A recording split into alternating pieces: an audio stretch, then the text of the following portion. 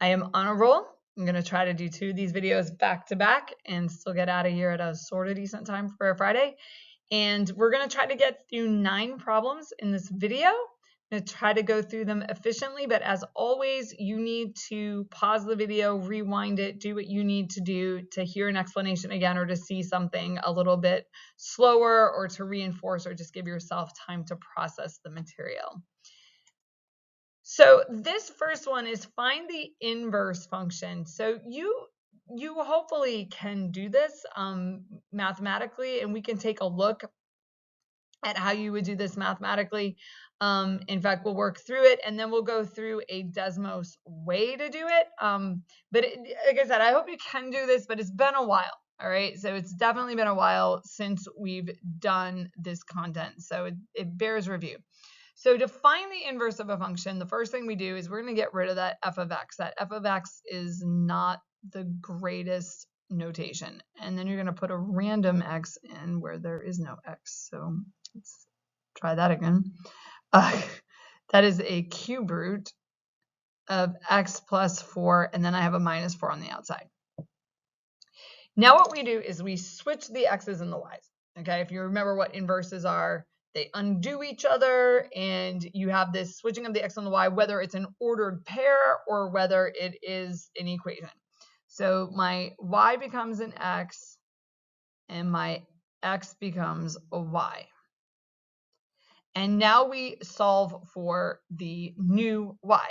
So this y that is sitting right there, we need to get that by itself. And the way we get it by itself is by undoing all the things that were done to it. So you think, okay, well, what was done to it? So there was a 4 added to it. So you did y plus 4. Then we took the cube root. Then we subtracted 4. To undo this, we're going to do reverse. Okay, so if subtracting 4 is the very last thing done, it's going to be the first thing we undo. And so I'm going to have x plus 4, sorry, turn off my highlighter. So x plus 4 is equal to the cube root of, that's a y. I don't have time for this. Here we go. Y plus 4. Now we're going to undo the cube rooting by cubing. If you cube one side, cube the other side. Make sure you cube the whole side.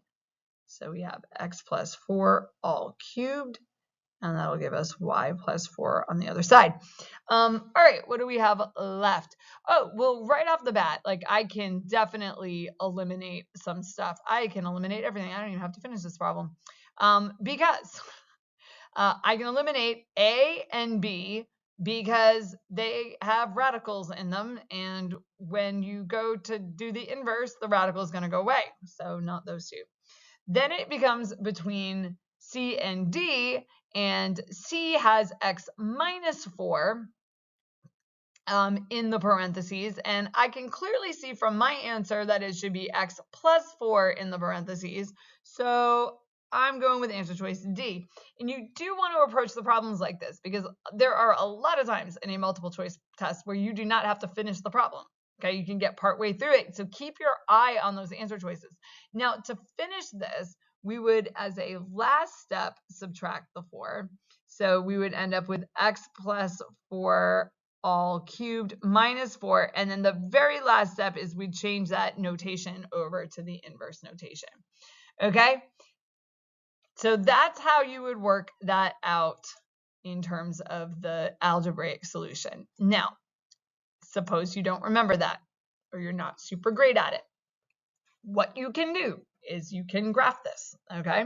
So I'm going to graph it, and remember to get that cube root, I need to go into the functions menu, not use your scroll wheel.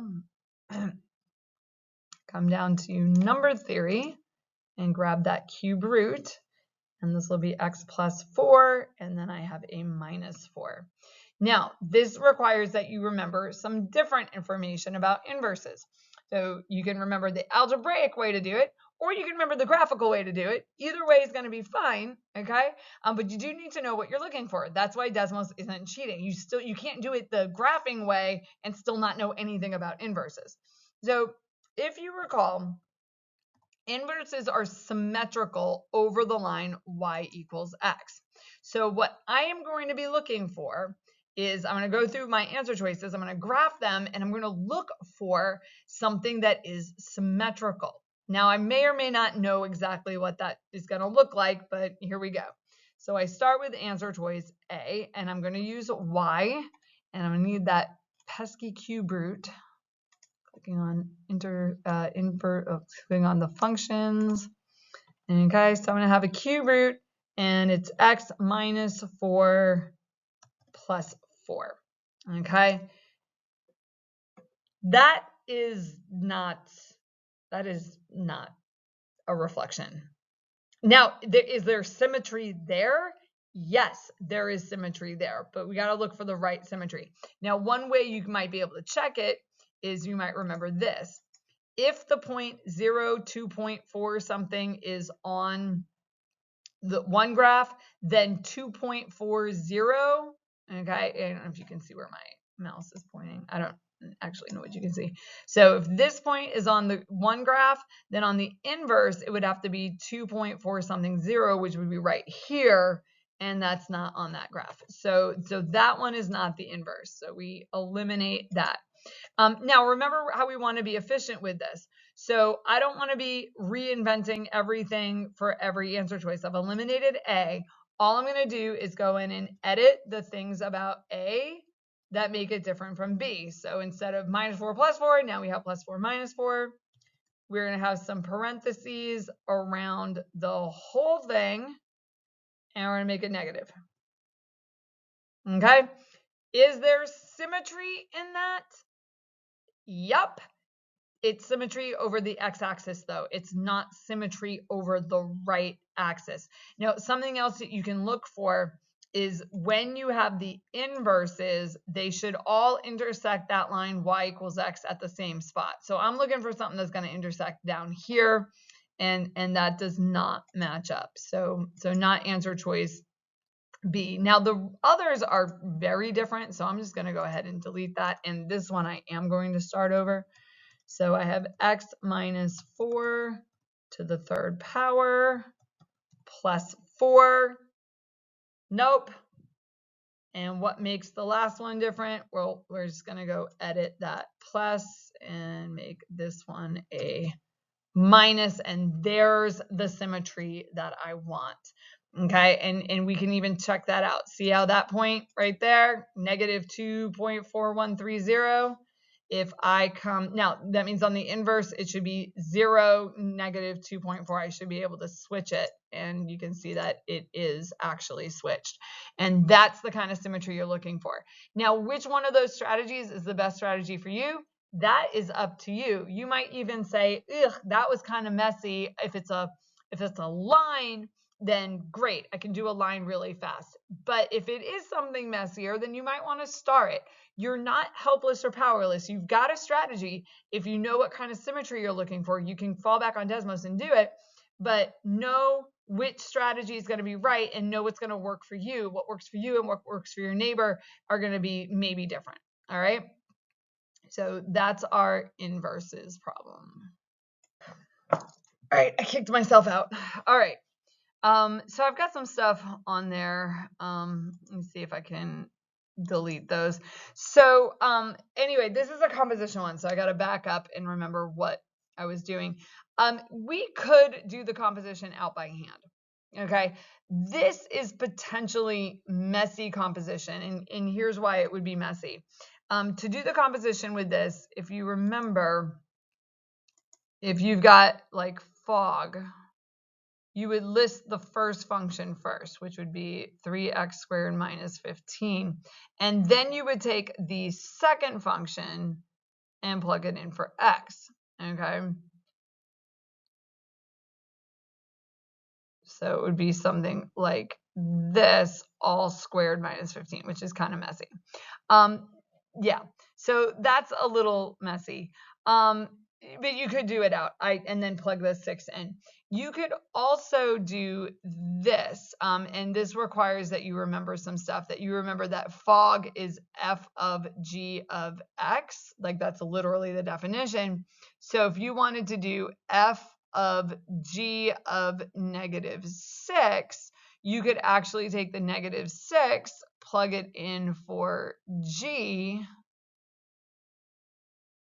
which actually would not be too bad, and then get the number for that, and then plug that number in for f.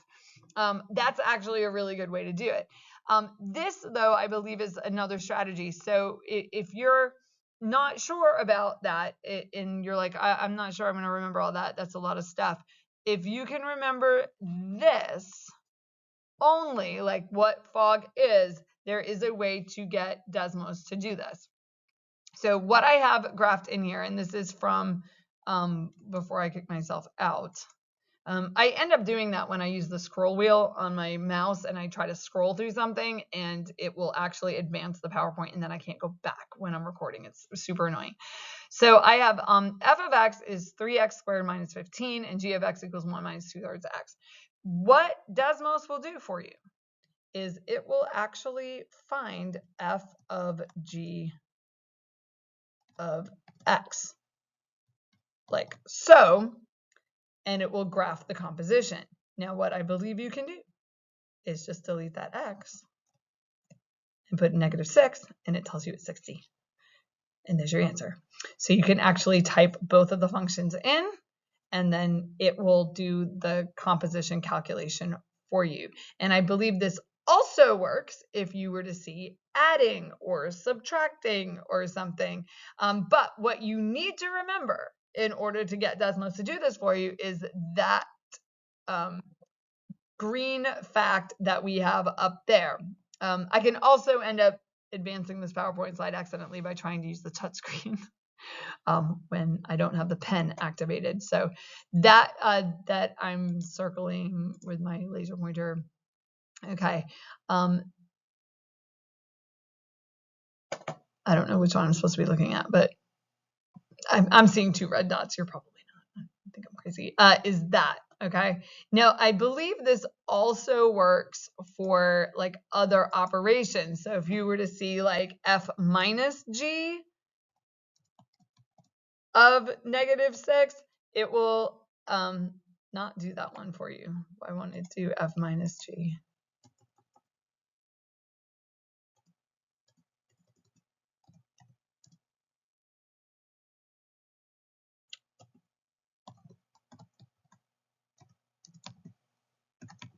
There we go. Needed the X's on there. Again, why you want to practice in Desmos before your EOC. And then if you wanted to do that with like a specific number in it, like a 6, okay, then it would evaluate it for you. Okay, so you can do that, but that's a great way to do the composition. It was something that was kind of discovered this year, like, oh my word, it actually does that. But you've got to know that the composition is f of g or g of f, depending on which way it is listed. Okay. Oh, right. This one is not a Desmos problem. So this is a transformations question. The function f of x equals x cubed is transformed to create the function g. And then it says, which statement describes a transformation that took place? Now, this is an oddly phrased question. It is asking to describe a transformation, so it's not asking you to go and find all of them. And so I guess we just got to read the answer choices here. So it says a reflection in the y-axis. That would be flipping it over like this way. So if it's doing this, it would flip it over there to look like that. And that's done by making the variable negative. So that would be something like making it negative x to the third, like that.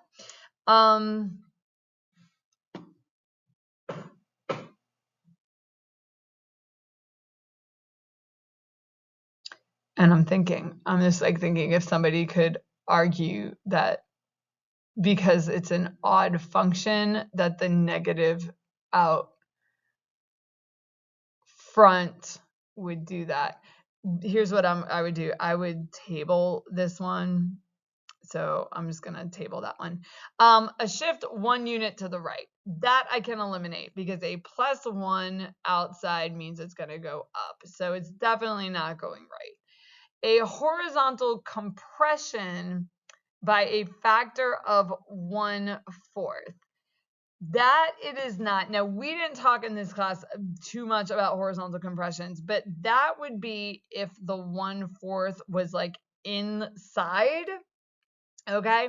And don't just, I would not pick that. If you're flummoxed for an answer choice, don't pick that because it's not that common. And then we have a vertical compression by a factor of 1/4.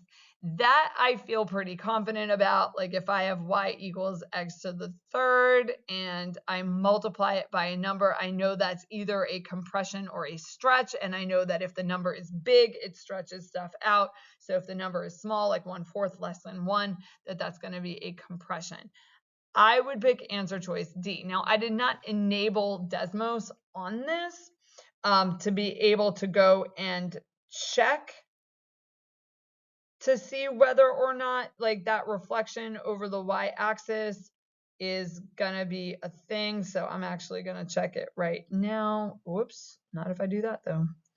Y equals x to the third power, and then y equals negative 0.25 x to the third power plus 1.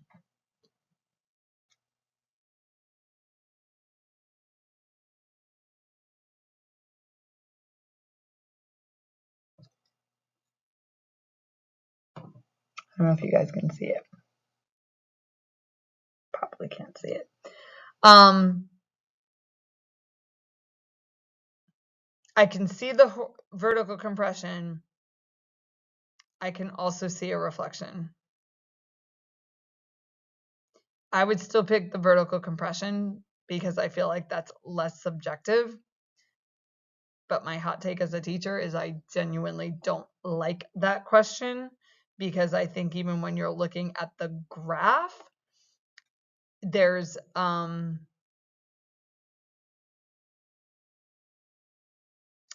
a symmetry about the way reflections are done. Reflections over the x-axis and over the y-axis when you have certain kinds of functions look exactly the same. I would still pick D. So for purposes for this class, make sure you mark off D. But there are some functions that if they have a certain kind of symmetry, which a cubic function does, the reflections over the x-axis and over the y-axis look exactly the same, and it becomes a nuance of where you place the negative. So this is why I don't think they mean y-axis. I think if they meant y-axis, they would have done this, like the negative would have been on the inside. If they want, or over the y-axis, the negative would have been inside. I don't know what I said before. Y-axis would be on the inside, and if they meant the x-axis, they would put the negative on the outside. Now, in reality, those are identical graphs. Those end up being exactly the same. And so it just becomes this technicality of the placement of the negative. Whether you put it on the inside or outside. They put it on the outside, so I think they intend for that to be a reflection over the x-axis, not over the y-axis. I would not pick it. I'm going to go with the sure thing. There's a vertical compression on that, and I can see it in the graph. And that's what I would do if I were taking your EOC as well. Okay, but to be honest, that's if it were my test and I put that question on there and one of you came to argue the question with me, and could explain why you thought the correct answer was reflection, I would probably end up giving you the points. But I don't have a say on that with your EOC if you see something ambiguous like that, okay? So that's what I would do on question 21. This problem, we are not even going to play games with solving that rational equation. We have not covered that yet as of this point because we haven't had the time to. So what we are going to do with this is we are going to dump this thing into Desmos. We're going to graph the left, we're going to graph the right, and we're going to see where they intersect. And we're going to hope that we can identify the solution from there. Now, remember, when you graph it, you have to use x, not the other variable. And to get this to graph correctly, I probably need parentheses around that. Okay. Oh, I didn't put my y equals in there. I will. Hang on. X plus 2 all divided by 4x, and I'm going to put the equals y on this side. Okay, so there's my first graph, and then this one will be y equals x plus 6 over x. And we need to find out where they intersect. So let's zoom this out.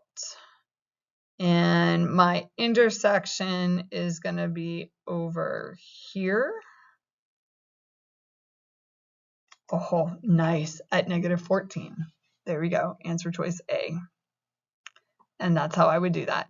Note a couple of things, again, about this Desmos fluency, that when you have those messy numerators, we want to make sure we're putting parentheses around them in order to get the fractions to lay out correctly. And also, if you see a variable other than x, you need to use an x if you're going to kick over to Desmos to do this.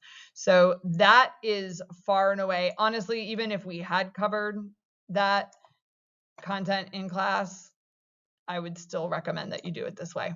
The actual solution to that is going to be much, much longer, longer for everybody, including me, to be able to do it. And I would not do it that way myself, not if I did not have to. So that is question 22, and we're not going to play any games with that. We see an equation, we see any equation, and we're not sure how to solve it. We're going to graph the left, graph the right, see where they intersect.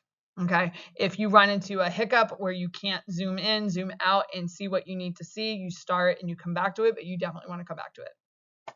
Okay, let's see if nope, I'm not fixed yet. Okay, this one you'll notice also does not have Desmos enabled. Now, we did not look in my class this year at logarithmic functions, what the graphs look like. We didn't look at them. We could have looked at them. They can do some interesting things with exponentials, but we didn't. Now, in order to answer this, we're going to use transformations. So if you look at all those graphs, okay, they all have the same shape. They are just positioned differently.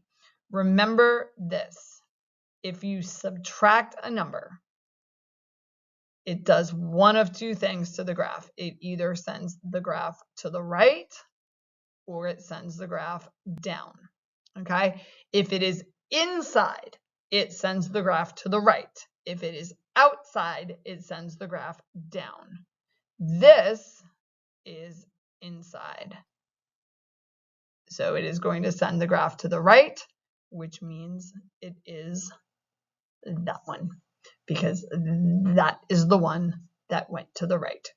You don't need to know what those numbers might be. You don't need to be familiar with this particular family of functions. Don't need any of that. You need to know your transformations. If you subtract a number, it either goes right or down. Inside number makes it go to the right.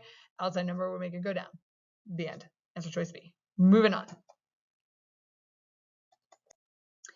Now, this one is exponential decay. So for this one, I would have just said exponential decay, not an exponential decay. That seems a little weird to me, but so yeah, this one, think decay means getting less and less and less. That's what decay would mean. So, and that's a vocab thing that has nothing to deal with anything else. It's just, that's a vocabulary.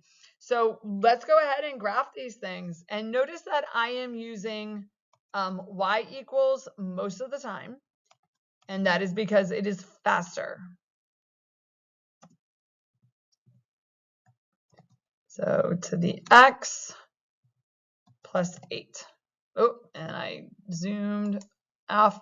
Okay, so looking at this, if I look at the shape of the graph here, this is going down. Okay, it's going down from left to right. I like that for decay. So if I'm in a real pinch for time, I might put that down. as my answer choice.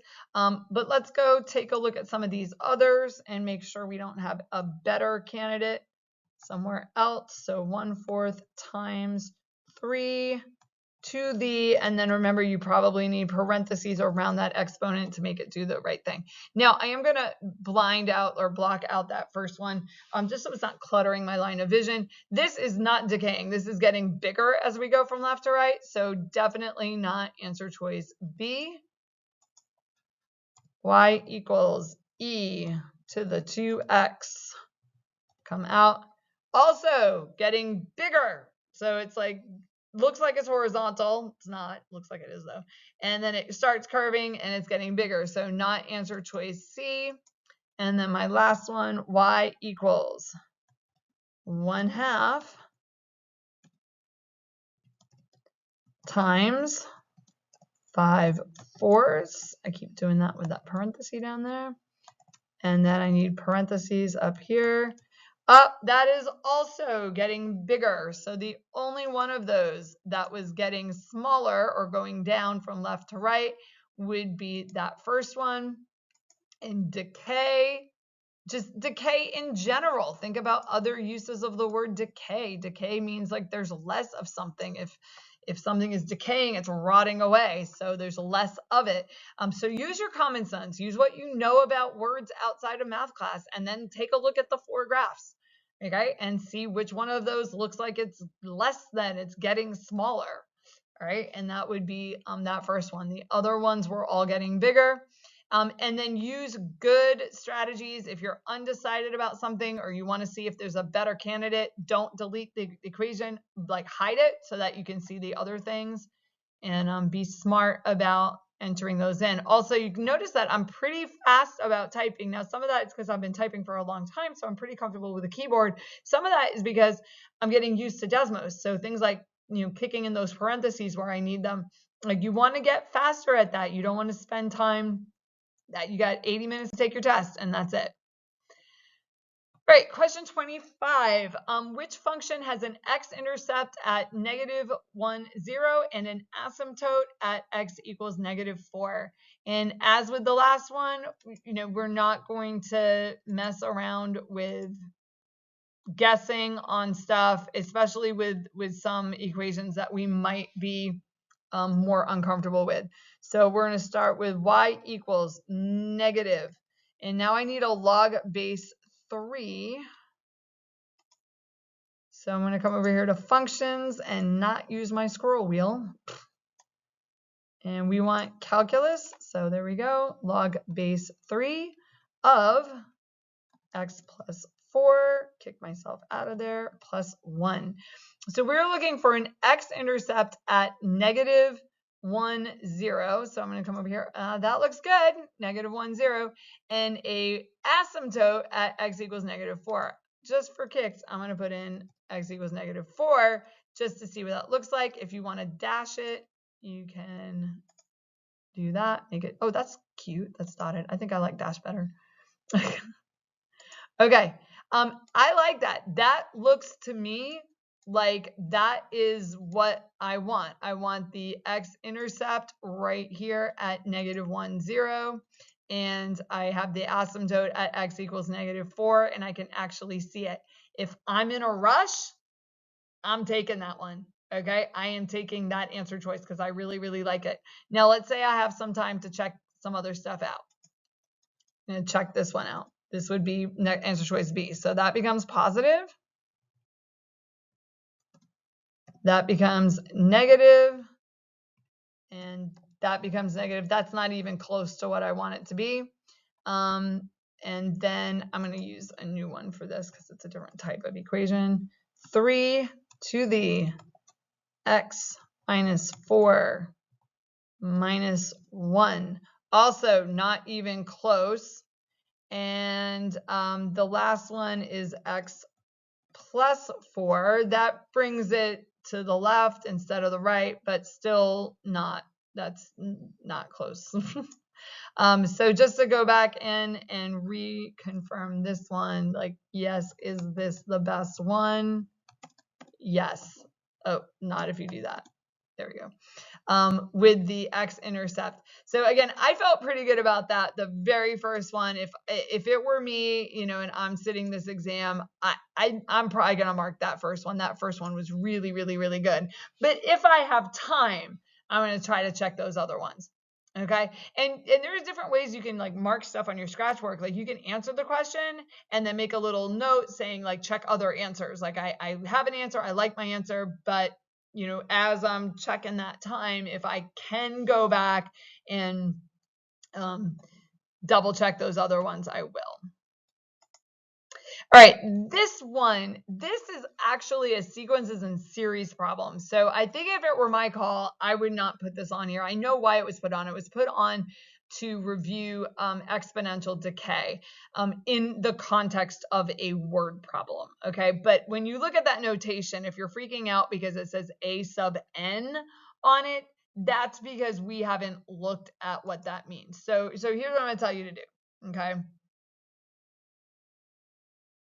Y, and then make all of your n's x's, okay? And that makes it a little bit more comfortable. Probably if you're watching this strictly from home, I think what I'm going to do in class is I'm going to relegate this one to like number 8, where I said, you know, we're going to skip this. Because I think in terms of the amount of time it takes to kind of go through this and explain what it is, it's not worth a ton of time. And the same deal with your EOC, you want to be really sensitive to how much time you have. And if you see something like this that is clearly unfamiliar, you're going to skip that one and you're going to move on to the next one, because the next one is, what is the next one?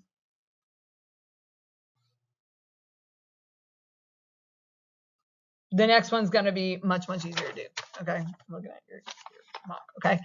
Next one's going to be much easier to do, but I can't do that in the video. I can't click back and forth. So a ball is dropped from a height of 400 feet.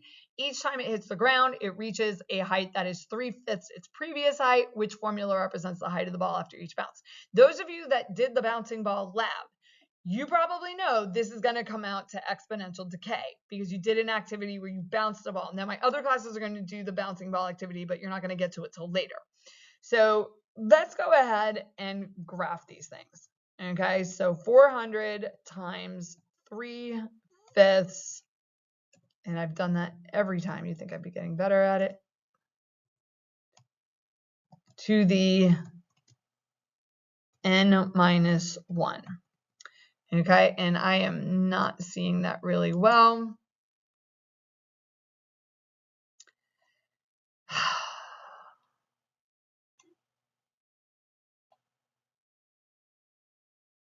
I can't rule it out, but I also, at least on this view, can't see enough of the graph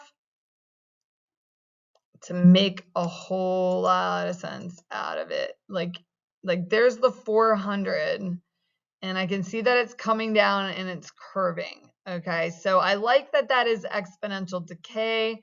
Now, if I could expand the Desmos out the way I wanted to, I think I would be okay, but I'm kind of locked in.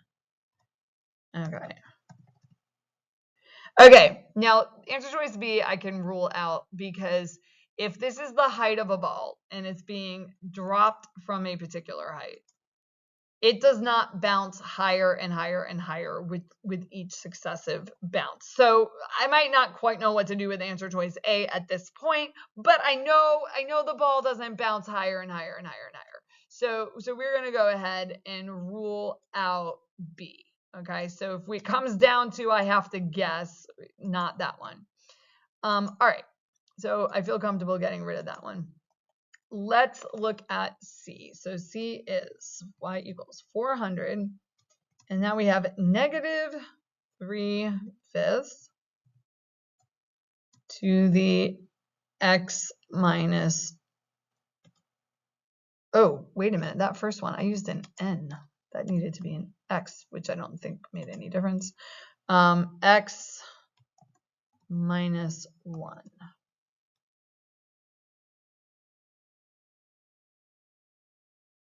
I don't see it.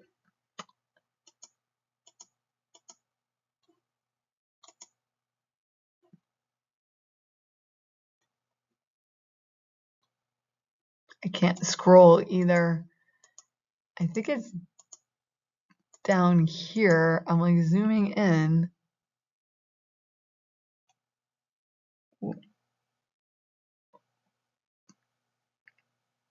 I don't actually know what I'm looking at.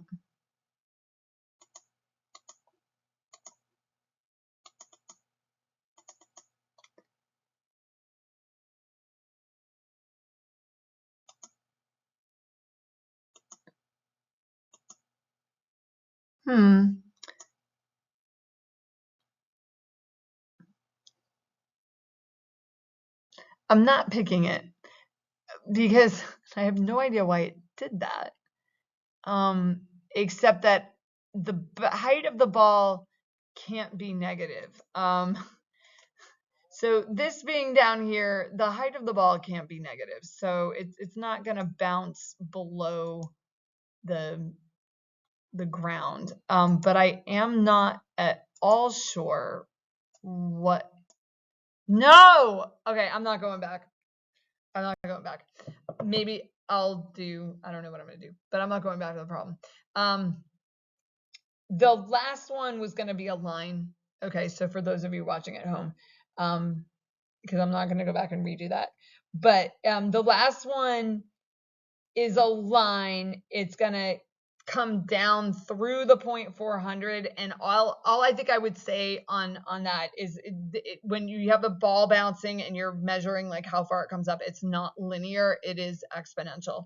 And so for number 26, it should be answer choice A. Now, again, realistically, if they were the EOC, you're going to skip 26, you're going to move on to the next one.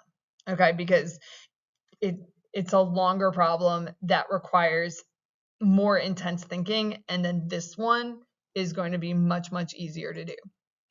Okay, so this one is another rational one, and what we are going to do is we're going to do what we did on some of the others, is we are going to substitute out the k with an x,